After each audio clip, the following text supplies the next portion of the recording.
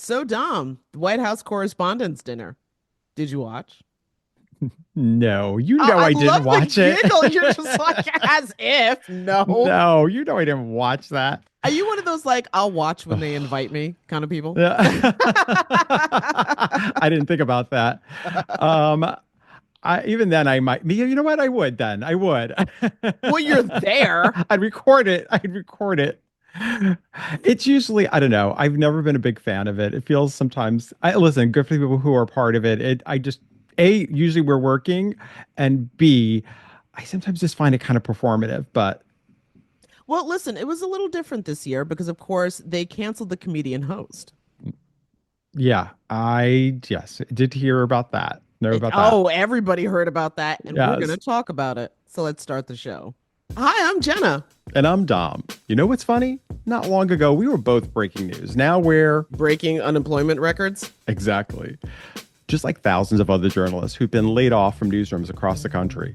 Yeah, and after the shock wore off, we kept asking ourselves, what the hell do we do now? And over many, many cups of coffee, And maybe a few drinks. we realized we had a unique opportunity here. Why not pull back the curtain on what's really happening in American media? Right? I mean, we've spent years in this industry seeing how stories get made or don't, and now we can actually talk about it. And trust me, there's a lot to talk about. From local news disappearing to social media reshaping journalism, we'll break it all down.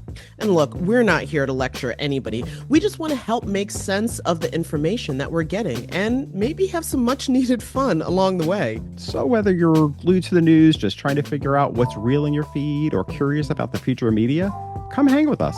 Welcome to Laid Off and Looking, a podcast where two journalists Are taking a critical look at American media.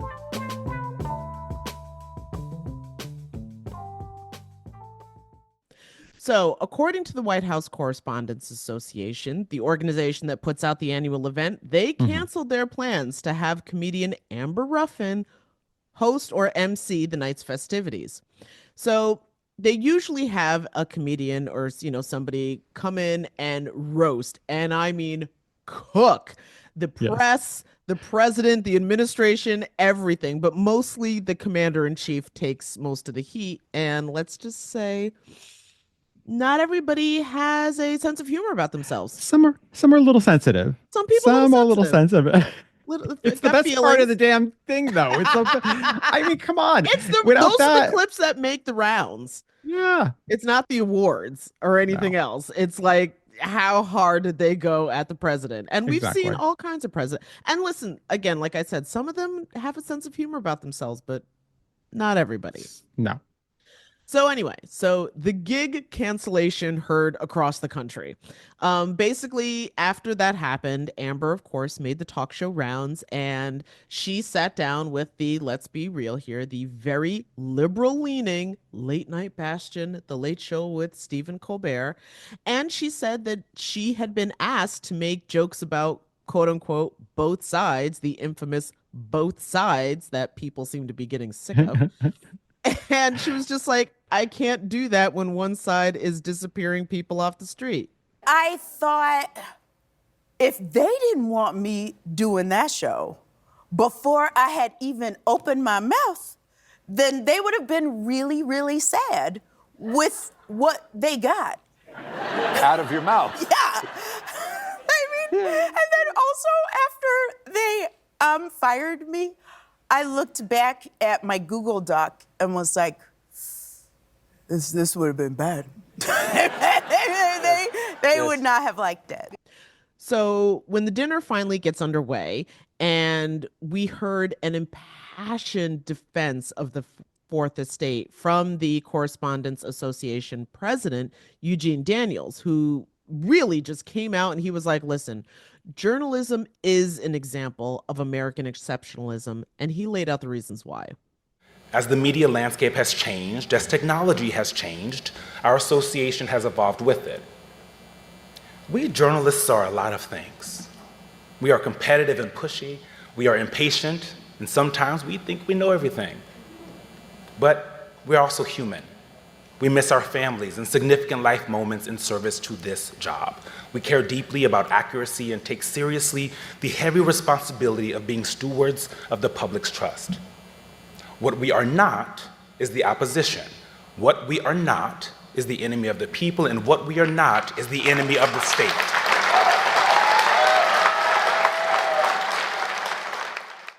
But also at the correspondents' dinner, Alex Thompson, you know who he is, right? He's Hmm. the national political Yep. correspondent for Axios, blah blah blah. Okay, Axios. so he got the Aldo Beckman Award for overall excellence, and again, kudos to him. Kudos. Yes, and for White House coverage, basically. But at the same time, what I thought was so interesting was that he used his acceptance speech to point out that White House coverage has fallen short of its true goal. One serious note. To my bones, I believe that reporting and the White House Correspondents Association is as necessary as ever. President Biden's decline and its cover-up by the people around him is a reminder that every White House, regardless of party, is capable of deception. But being truth tellers also means telling the truth about ourselves. We, myself included, missed a lot of this story, and some people trust us less because of it. We bear some responsibility for faith in the media being at such lows. So having said all of that, especially with what Alex said at the end. I mean, listen, Amber made an excellent point. Eugene made a great point. That's the whole point of our podcast. But with what Alex said at the end, is that why, let's say, the public is starting to trust comedians more than they trust journalists? I do. Listen, you know how I felt. We've discussed this before, like what Alex Thompson had to say about how the media covered the Biden administration. And you know how I felt about that, I've been saying this for a long time. And we've had people on the show talk about this. I mean, one of the questions that I believe, and I'm now blanking on who it was that I asked, but I did ask the question of we talked to Ellis about it. Ellis yes, Hennigan. that they never ask each so. other's follow-up questions. They don't support each other, or at least not from what I can see in those press conferences. And I think, this is the hard part sometimes, that when you feel you're under attack, and at the same point, you can criticize your own people and say, hey, listen, we have places we can be getting better at, or things that we make mistakes at. But the problem is sometimes you feel like, because you're under attack, you feel like, I don't want to talk about that other shit. Because if we do start to talk about it, then we're piling on ourselves, that we're diminishing our trust. But the reality is, I think if you don't acknowledge the mistakes that have been made, then how do you ever really move forward? How does the public ever trust you if you don't take that ownership of what was done wrong? And it can't just be, I mean, listen, I appreciate what Alex said there, but I also know he's got a book that that's coming out soon, if it's not already out, with Jake Tapper. And part of their book is about this. So there is something, you know what I mean? But I appreciate that it's being said. And I think journalists, I mean, you have comedians who don't have this. They play by different rules, and they can come out and give commentary, and they can be as biased. And people say, well, they're a comedian, but they do have that opportunity, I think, to really build a much more authentic relationship with the audience than sometimes a journalist. Because a journalist, you're thinking about, well, I want to make sure I'm being fair. I don't want to cut out, are we, like, in a sense, Jenna, like, are we overthinking it as journalists? Well, I was gonna say, I mean, comedians also don't have, editors, and I mean, listen, when they put out their comedy shows or whatever it is, I don't think that the owners of the media outlets are coming in and being like, yeah, you can't say this, you can't say that. Yet at the same time, when it comes to journalism, I mean, we're already seeing stories, or we've reported on stories about how owners of some newspapers have come in and said, yeah, we're not going to publish that. I mean, it's interesting because, remember, there have been some comics who've been called out for their stories not being, let's say, fact-based, and people holding them to different. But nobody expects a comic. Exactly. Yeah. But I guess it interests me, though, because is that changing also? Like, do people perceive now that comics have gone more into that news space, more into like dealing with political aspects? Is there now more of a, more expectations on, well, we're going to start fact checking you too now if you're going to be making political jokes. I think places like The Daily Show, John Oliver, they really do stick to making sure whatever material they're using is fact-based. They're acting as journalists in many ways, but use comedy as a way of kind of to point out the absurdity of the material. Sometimes like, can you believe what these assholes just said? Could you believe that they said this shit? Okay, Does wait this a make second. I sense? just want you to take for a second and imagine if like the anchors on any cable news network were able to honestly I say that. I am The here ratings for would it. go through the roof. I am here for it. Like if we could Maybe we need all, them. and all those many times when we've seen that zero expression look on Wolf Blitzer's face, I would love for him to just be like, "Look, y'all." Well, Jenna, let's keep this all like we've worked with each other in different stories. I mean, let's keep this real. Our conversation of me working as a producer and researching the story and writing certain things out, and then you writing and also looking at what's happening in news space. Like there are plenty of times how we present the information is very different than how we talk personally behind the scenes. Of course. Because we're going to be like, Of are we course. serious? Are we serious right now? Is this what's happening? Like, is any, and it's, Well, when you're taking that, like, right down the middle, I don't mhm, have an opinion about any of this. These are just the facts kind of way, then yeah, that's what you end up with is something that can be incredibly bland and can lack, um, sometimes the urgency of the moment. the emotion of what you really feel is happening. And I know people could say, well, news isn't about emotion, but that's actually kind of bullshit. I mean, news is always trying to tap into emotion. They want you to care. They either want, I mean, most news that we see on air, especially on cable news, I should say, I'm speaking mostly to like television aspect of it all, but it's when you think about, or even online, they're there to catch your attention, like breaking news. This is happening. You don't know about it. You got to know about it. Most times it's negative. Most times it's some kind of tragedy. It's some kind of like scandal. Like it's always something that veers more into the negative space.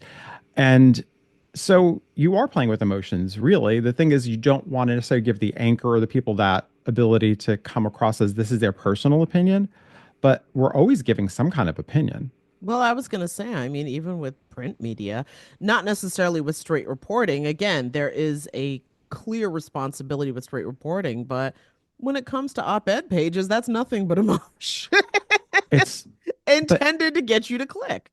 And mostly, Jenna, really what we've discussed, right? A lot of people, those lines have gotten blurred, either A, media literacy of people not understanding that also, Correct, correct. but also there's media organizations also that are kind of blurring that line because they do know Intentionally. that's what gets the clicks, right?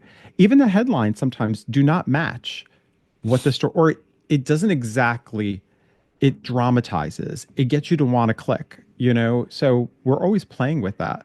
But again, I find it interesting that sometimes comedy news outlets are almost feeling more responsible in terms of how they want to make sure the information is getting, getting to the people. Yeah, no. I mean, I've seen numerous times where Daily Show correspondents have turned up Yeah. on legacy news outlets, sort of being like, okay, so you were out talking to the public. What is it that you were finding? And they were like, I was just pointing out the irony of like you saying one thing, but you supporting somebody who does another.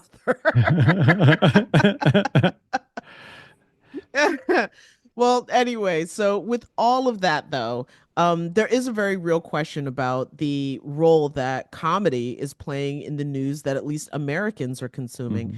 And so with that, we went to somebody who has run several comedy shows. Nobody pulls in loyal viewers like late night comedy shows, so much so that people, more often than not, get their news from late night comedy shows over news shows. So, what makes comedians a more trusted source of news over traditional journalism? To help us parse out the secret sauce is someone who's worked in the industry for over 2 decades. He was a former senior producer for The Daily Show, Jon Stewart, producer for Last Week Tonight with John Oliver, and executive producer of Full Frontal with Samantha Bee. We are so glad to welcome Pat King. Pat, welcome to the show. Thank you for having me. I'm excited to be here. Absolutely. Okay. So let's just start off with I'd say the headline question here. Why, in your opinion, do most people trust comedians over traditional journalists? I think, like, to boil it down, it's authenticity. There's something about, listening to Jon Stewart and, like, he's playing a character, but the character is only about 10% more than what he actually is. It really is what he believes. And, when you watch John Oliver, you can say that guy really believes what he's saying. Colbert really believes what he's saying. Kimmel, when he gets emotional talking about his son, really believes what he's saying. This morning, I was watching a CNN package where a CNN host was like reporting on an auto show, and she's just like sitting in this like made up shot inside a car, and then she gets up and starts walking around, and the whole thing just felt fake, like there was no authenticity to it. That's, you go back to like Cronkite and you look at him and you go, that's a dude that was either telling you what he believed or was just telling you what was happening. And I think we've really lost that. There's like become such an artifice to news that comedy actually makes people sort of believe what a person is saying. And I can say, as having worked in news and comedy, we have much larger research and producing staffs than a lot of news shows do. I'm sorry, that's so wild to me. I mean, at last week tonight, we had what, 7 or 8 producers that were working for 3 weeks on one of the long segments, and then you also had an army of researchers that were hired from journalism that were helping you put the whole piece together. And it's like there's so much more rigor that I've seen in comedy trying to get it right, because if you fuck up and get it wrong, Mhm. then you've lost everything. Mhm. And I've seen it happen. And it's almost like people care a little bit more in comedy to get it right, because you can become an unreliable narrator very quickly. I mean, unfortunately, I think that's what's happened with a lot of our business. Very quickly, though, Dom, because again, most of my working news experience has been in public media, shoestring budget. So there's not always a lot. But have you ever worked on a show where there were that many producers and researchers? No, no, This is what I'm saying. no. When I worked in cable news, you're lucky. I mean, honestly, it was just us. There might have been a handful, like 3 people, 4 people working on a show, and that's Yeah. including whoever. And you're lining the show too. Like that, and you're doing day to day. It was not unusual to have that. And I it always fries your brain. and it fries your brain. Yeah, Yes. I'm curious. Like going back to the whole issue of authenticity, why is it that in some ways, it feels kind of on this end of it, it's like it's kind of feels kind of fucked up in a way that comedians get to be authentic and who they are, and then the journalists don't. You don't feel that sense that they really can be. And I don't know where it shifted, because you mentioned Walter Cronkite, but I do think, like, I don't know what's shifted within that world of where all of a sudden people who work news felt like they have to play almost a character and also not be who Yeah. they are. There was like a weird shift. I always call it the Blitzer effect. There was like a weird shift in the mid-aughts where like when Blitzer started the Situation Room, and this is not it wasn't completely created by him, because obviously Mhm. Crossfire before that and stuff like that, but he created this world where talking about politics was talking about politics, not policy. Mhm. And like even this morning I saw him on TV and he was talking about immigration stuff, and he said, well, is it possible that your party has the wrong messaging on this? And I was like, what are you talking about messaging? This guy got rounded up from Maryland and sent to El Salvador. Who cares about messaging? What matters is trying to get this guy back from El Salvador.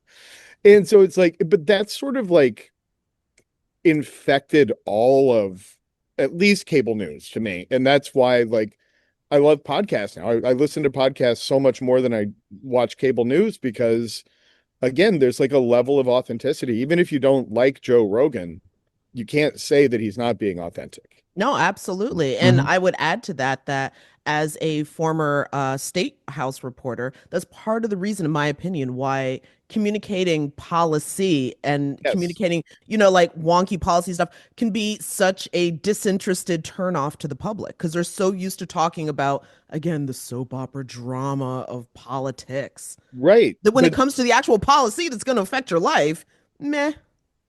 But I don't know. I mean, I don't know. I don't know that that's I don't know. I 100% agree with that because I do Okay. think that people do. I mean, if you look at the protests that have been happening at all these town halls, like people are protesting on policy. It's not just like they are seeing what is happening in the government now, and they are protesting not on the soap opera of it all. They're protesting on the policies that are being enacted. And so I think people are more interested in policy than people in news give them credit for.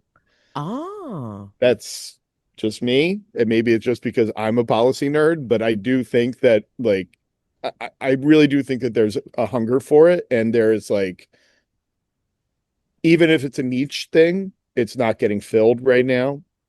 Um, and I don't mean to like pick on Wolf Blitzer. He seems like a very nice guy. I mean, his turtles Instagram stuff it's very sweet.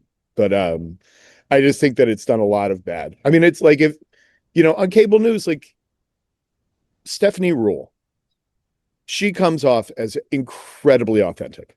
Like you watch her, she gets emotional about things. She gets into stories that most people aren't covering. And I think that like she's one of the few sort of bright spots in cable news. But other than that, it's like, kind of a desert out there. Yeah. Yeah, That's my no, I that's my totally, TED talk. no, that part I totally agree. Maybe it's the delivery system or something, but that was just something that always used to drive me bananas. Maybe it's Yeah. more local politics that I'm thinking of, but Maybe. trying Yeah, to I don't get that know. traction was always, it was never quite there. Anyway, moving on though. So when it comes to working on a comedy late night show that's covering current events, Mhm. who's doing the journalism and who's writing the jokes? Is that the same group of people or these different groups of people? Like you mentioned, having such access to, researchers and producers and all these people trying to get it right. Is that in addition to or separate from the people writing the actual jokes? So it's largely it's different show to show. So I can only speak from my experience, but it's largely you have a team of researchers and producers that are doing like the real deep dive research. And they sort of take that and give it to the writers and will often put together like a narrative and be like, here's what I think would be a good narrative. You can use it or not use it. And then the writers will put in the jokes. And also lots of times, the researchers and producers are funny too. So they'll have joke suggestions and, you know, certain writers are persnickety about that. They don't like other people trying to pitch them jokes. And some will be like, that's a good joke. Put it in. Um, so it's the teams both work together. Like I've definitely had a lot of writers that would do their own research. And then, the only problem on the back end is you have to double check that their research was correct research and not just like we found this random thing on Google. Um, so, but usually it is it's researchers and producers give the information to the writers, and the writers take that information and write the jokes. That's like the standard way that it's done. At least at the three late night shows that I've worked on. Okay. Well, would you say that there's a difference? One of the conversations that I've heard around comedy come up a lot is this notion of punching up or punching down, and that what makes a good comic, what makes a good joke that everybody can get behind is that you're punching up as opposed to punching down on someone, which perhaps more some other comics think is more funny, even though that seems to be off-putting to some of the public. Yeah, I think, when the idea of punching down is like when you're making fun of somebody that is in a lower status than you. And punching up is the idea that you're taking on a power struggle. You're taking on the people that are in power that are doing stuff to us. So like a good example of like punching down is like making jokes about people that go to Applebee's. And and I'm not kidding. Like I've had this fight with people that were like, I was like, we can't do that. People like Applebee's, and it is a place that you can get like an affordable, fun night out with your family. Like, let's not make fun of that. Like, there's something great about that.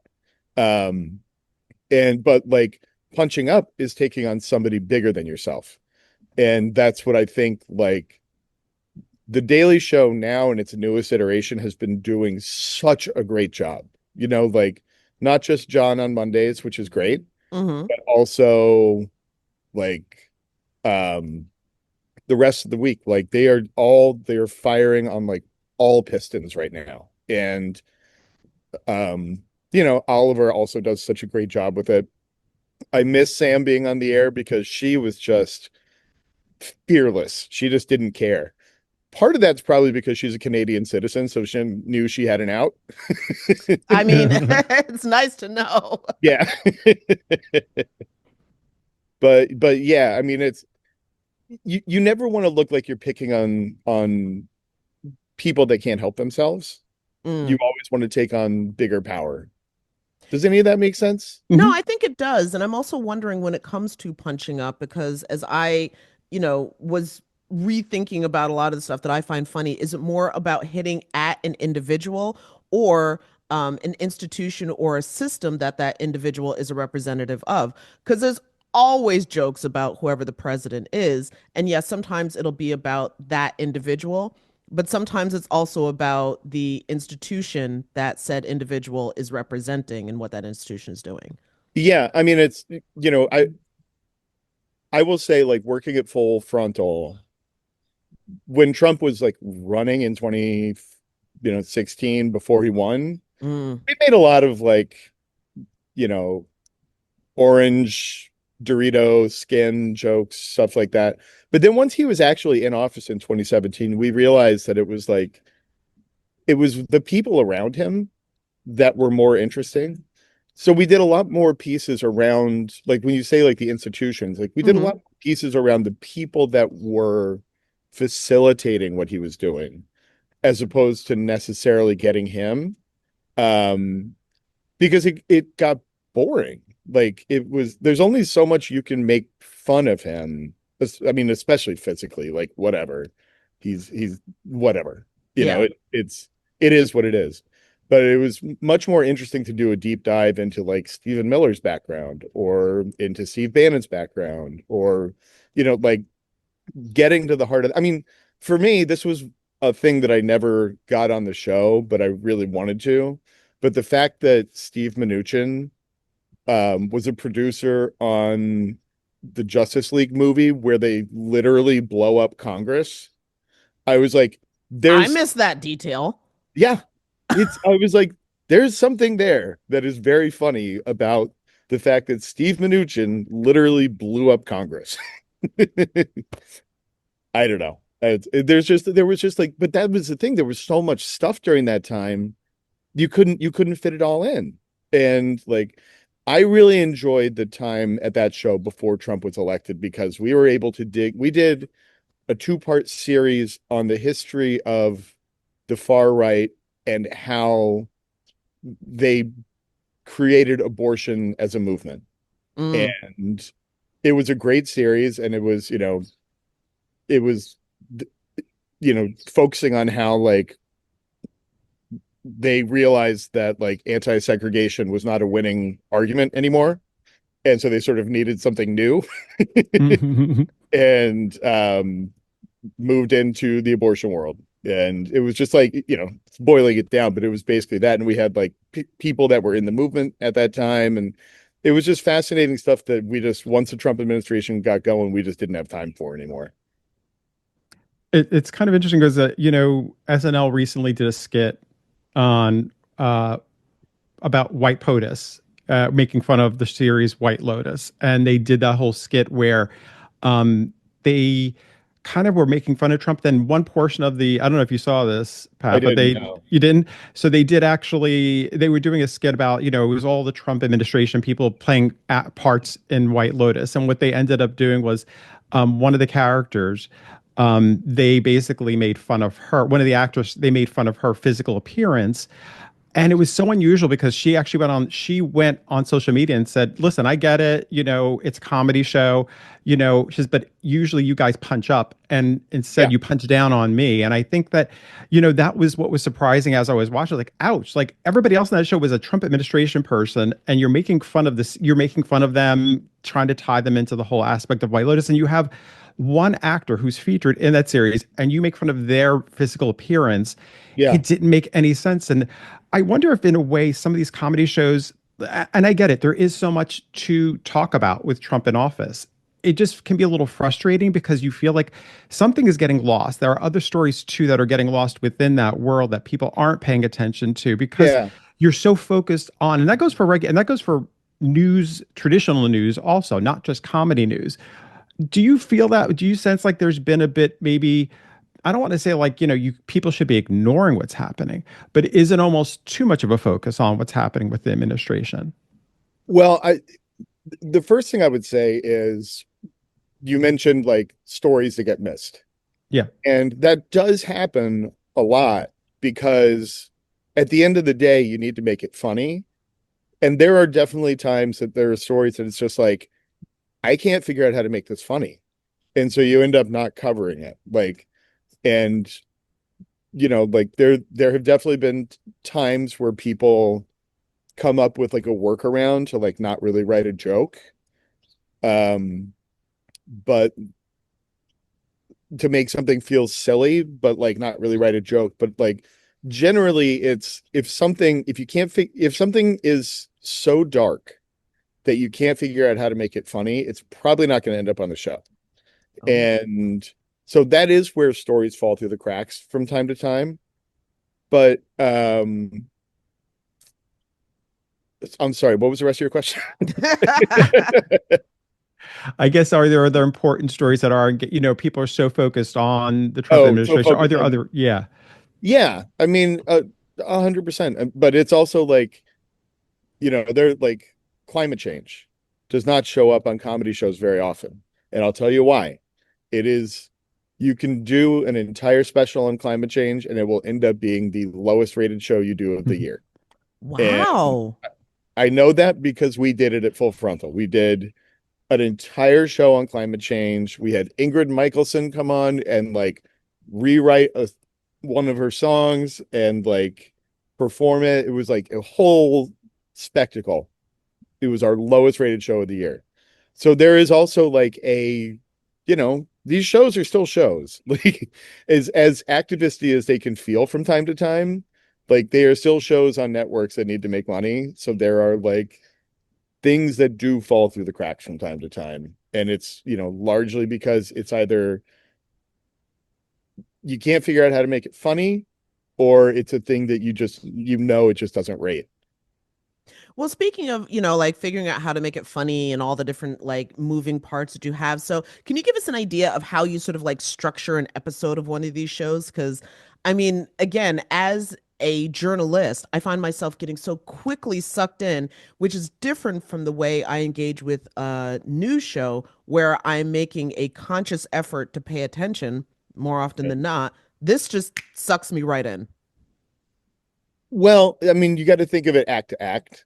Like, I think like Oliver doesn't have ad breaks, so you can sort of like put him off to the side. That also helps. But every other show does. And so when you think about it, it's like the Daily Show is structured. The first act is headlines, news of the day. The second act is usually either a field piece or a sketch that they've shot. And then the third act is an interview. And then fourth act is moment of zen. So that's just sort of like, that's the structure of that show. And it doesn't really change. unless something crazy happens. That's generally the structure of the show. Sam's show was kind of similar. It was first act was news of the week. Second act was almost always a field piece. Um, well, no, I'm sorry. Second act was usually another headline, but was sort of our like Oliver version of a deep dive. Mm-hmm. Third act would be a field piece, and we didn't have interviews on that show. So it just sort of depends on what the host wants to do. Like Sam just didn't want to do live interviews.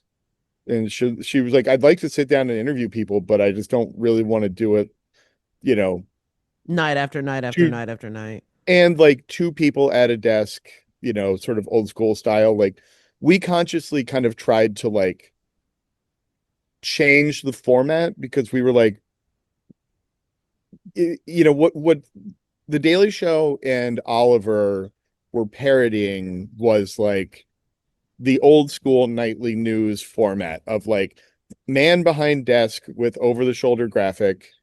Um, and we were sort of like, it feels a little tired. Let's try something a little bit different. So instead, we got rid of the desk. When we were doing test shoots, she was in like a dress that was so tight it looked like duct tape around her, and, That and might have heels. been the style at one point in the aughts. Yes, but also like she was wearing heels and it was like poking holes in this set.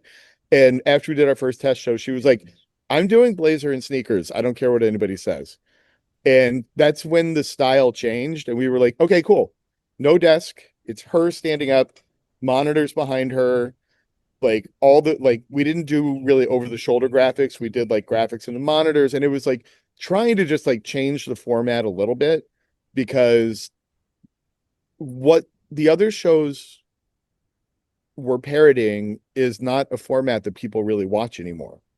And so we were sort of like, we don't really need to parody anything. We're just doing our own thing. Um, and I'm not saying it was better than anything else at all. I mean, like, obviously it still works great for the Daily Show and for Oliver, but like it was just a thing that we felt like we wanted to do something a little bit new and a little bit different. It was almost more based on like a BBC style. Yeah. The way that like a lot of the BBC is like a person standing in front of monitors, not necessarily behind a desk and doing like, walks with the camera and stuff like that. And we really tried to mimic some of that and like, but not to make fun of it. It was just to be like, that's a cool look. We like that. Let's do that. Well, no, because here's what I Okay. find so interesting that I'm really engaging with, and that is the fact that first and foremost, you guys clearly had more money than the average news department did. Mm, Again, priorities, and then secondly, you also had a lot more freedom. It sounds like to determine what the show is going to look like and how it was going to move. And as audience attention spans and what audiences are looking for changes, mhm. I'm wondering if that kind of maybe a little bit more opening up and giving creative control to people in news departments is necessary because, again, the It's a same old hundred same, it ain't percent. working. It's 100%. And like I mean I can tell you this. I won't say exactly what the show was, but I interviewed for a show and I'd been watching I knew that the host had been on other shows, so I watched a bunch of her stuff and came up with a bunch of like show title ideas that I was like, well, this is good. She said this, that could be a cool title, and da da da. And then when I did the interview, I was like trying to pitch some of these ideas, and the guy I was interviewing with was like, no, it's just called like Now. I'm like, Sorry, that's hitting a little close to home for a bunch of different reasons. but I was just like, but I was like, you have an opportunity. You've got a great host. You've got an opportunity to do something new, something fun. And I was just like, all right, whatever. But Know when yeah, to I throw in the mean, towel. but it is so true that it's like, there's some places that are starting to do it a little bit, but like, but being able to give people creative control of their own show and let them have their own voice is so important. Like John, when he started at the Daily Show, definitely, it was a show that was very writer controlled in the Kilborn era. And John had his own vision for what he wanted the show to be. But it took a couple years for him to really get there. But once he got there, especially once you hit like 2002, around the lead up to the Iraq War, you really feel his specific voice come out. Mm-hmm. And it never shifted from there. Like, it just grew. It was just more like, as the show went on, he got better and better at honing what it was he wanted to do. And also, like, our technology changed. At the time, in the late 90s, if they needed a soundbite, they were literally laying it off to VHS. And then by the time you get to 2010, we've got a digital system that's recording all of these shows, and you can clip stuff and send it directly to an editor, and it made it so that you could do these like big Fox News montages and things like that we weren't able to do in the earlier days. But it was like, so there was a technology shift at the same time that he really was able to express his voice. And it's not that he didn't have the voice, he just had to like kind of like wait and like move certain people out, move certain people in, and create a whole new structure that wasn't there before. You talked about technology though there, Pat. Like, there's something called Snapstream. Could you give a little bit of could you give a little bit of about what that tool is and how that changed the game for a lot of the shows? So in 2010 we got Snapstream at the show. And basically what it is it sort of combines like a Google search, a Nexus search, and a DVR into one system. And so it's recording video and getting transcripts that are searchable. And you can then very easily pull up a clip. You can, like you do on Google, you just put in search terms and it pulls everything up, and you can mark an in, mark an out, send it to an editor can cut it within minutes. Whereas, it used to be, we would have to sit at our desk, do a Nexus search, find the transcript, and then go over to a TiVo, fast forward to find the exact moment, lay it off to a beta tape, hand it to an editor. Like, it was like, no, that sounds like minutes. The resources that most newsrooms have. And one of the things that I used to hear sometimes from viewers, at least, was, oh, this person came on your show and they said they never X, Y, and Z. But then I watched the comedy show where they clip, why is the comedy show doing a better job? And I'm like, they have resources we don't. Yeah, no, it's true. I mean, it was like and I took it for granted. When I was at the Daily Show, like, I was just like, yeah, why doesn't it? Of course everybody has this. Why not? And then I went to news and I was like, oh, nobody has this. Yeah, exactly. But it's interesting.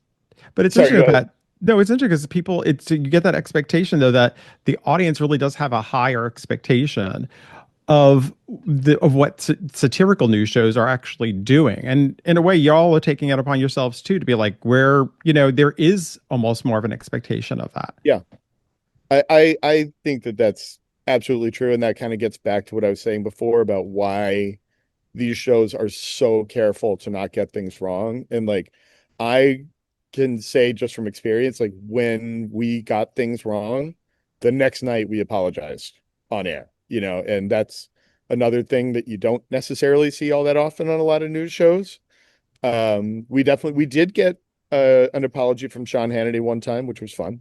But what happened? Can you explain what happened there? I'm very curious about that. Yeah, it was this is going back like 15 years, but my friend Ramin, who still works with the show, was watching Hannity for, some segment, and he was like, Pat, he's like, something doesn't feel right. It's this Michelle Bachmann speech out front of Congress, and it didn't seem like it was like there were that many people there, but they're showing this B-roll that shows thousands and thousands of people. And I looked at it and I was like, oh yeah, that's the Glenn Beck 912 rally. I was like, it's a different rally that they're showing B-roll of.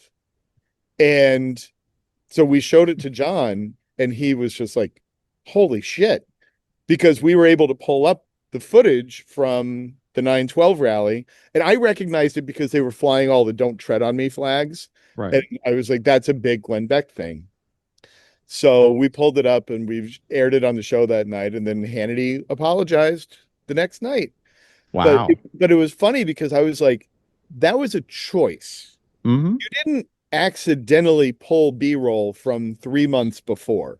Like somebody made a choice to go in and switch that B-roll. Um, it seems quaint now, but like at the time, that was a big deal. And it's a big, it's no, It it's a is, big deal it should now. be a big deal. Yeah.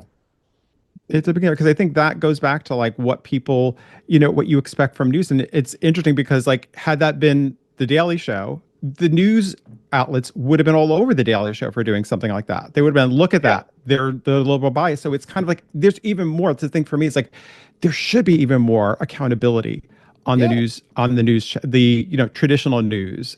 And everybody should be, if you're using news as a source of your content, you should be telling the truth, or there should be Yeah. some truth based in it, or else what's the point? Or else we could just all lie and just make fun of things. So, Another great version of that was another Glenn Beck related thing oh boy. was there was the I forget what the exact story was, but it was something with Turkey sending a boat to Gaza, and the IDF got involved. But anyhow, so whatever it was, Glenn Beck was just like, you're just going to see this here. You're not going to see this on the evening news tonight. Nobody's going to show you that. And the next morning, I just went through like every late night or every like news show and pulled clips. And I was like, it's on this show. It's on this show. It's on this show. It's on this show. So we were able to show like, no, Glenn Beck, it actually was on every show. Well, listen, not to be the corporate wet blanket here, but there has been, I believe, the court excuse that everybody knows that, Sean Hannity or Glenn Beck or what, those shows, that's not news. That's just Their opinion. opinion. That's entertainment too. So Yeah. just that was what people were also saying Yeah. after the fact when those shows got hauled into court. Well, that was one of my favorite things was when Fox News had to put out, they were like, yes, we are the Fox News channel, but from 6 to 9 in the morning, we are opinion. From 9 Yes. to noon, we are news. Yes. From noon to 3, we are news. And after that, we are opinion. It's like, so And you should totally you're know like that. 6 hours of news out of a 24-hour day. But you know what's frustrating about that? Listen, I worked at Fox in the early aughts, and I always felt like I worked for like John Kasich's show, and I also worked for Geraldo's show too, and a few others. I would help out, for me, it was always about, as a producer, again, it goes back to always wanting to make sure, even if your opinion, that you're putting out the truth. You never want to Right. mislead your audience. You know what I mean? Like saying your opinion isn't a cover for misleading anyone. Saying your opinion isn't a cover for I can put misinformation out. So I think that's really important that even when we say things like opinion, you're still beholden to telling the truth. Well, that's what I think is one of the biggest problems we've seen recently is like the fracturing of what truth is. We used to always have sort of like a baseline, like we all watched whatever it was, NBC, CBS, ABC, and then we built our opinions off of the same facts. And you could build different opinions, but we came from the same factual area. Right. Now, facts are just so disaggregated that it's like it's sort of impossible to, you turn on Fox News and it's just a completely different universe than when you watch CNN. And CNN, I don't even think is like a left-wing channel. They just report. Yeah. And they don't always get it right, but Mhm. but you know, the other people are just in a completely different world. And like I actually really enjoy watching Trump talk about this stuff. This is just my own personal thing because he's so far down that hole that when he says things, he's like, you know what? And I gotta say, the other day I heard something about Hunter Biden's laptop from hell. And I'm like, if you're not steeped in this shit, Hunter Biden's laptop from hell is nobody knows what that means. Like, but he's so steeped in it. But I see it with so many people that are just like so far down that rabbit hole that I'm like, dude, you guys need like an intervention. Like somebody needs to step in and be like, this is like whatever you're watching, whatever you're listening to is just, I don't know. I don't even know where to go because they're going to say that like, well, we'll look at MSNBC. And I'm like, MSNBC is different. They're not the same as Fox. And I hate when people try and correlate the two. Mm-hmm. It's not that I think MSNBC is great. I've actually stopped watching it mostly, but they are much more fact-based than Fox is nowadays. And even if they are a liberal opinion network, at least at night, they are not in any way the same thing. Doesn't mean that they're, well, no, they are better. They're not. I almost both sides this thing, and I'm trying to All right. Anyhow. Well, given everything that we were talking about, especially with some entertainment or opinion hosts on Fox, going back to the comedy shows though, is there ever such a thing as too far, basically? Like, can the host get it wrong? And Oh yeah. you mentioned like, apologizing the next day, but how does I guess that play out? Okay, so we intentionally left it as a cliffhanger here. So make sure to join us next week as Pat tells us what happens if a comedian gets a story wrong. Laid Off and Looking is an independent podcast conceived of and created by Jenna Flanagan and Dominic Camia. Music provided by Jake Howitt, research by Laura Rothenbucker. You can watch and follow us on YouTube. Or you can listen and follow us wherever you get your podcasts. And if you have any questions or suggestions, we want to hear from you. So leave a comment. We do check them. Or reach out to us anytime at laidofandlookingpod@gmail.com. New episodes every Friday.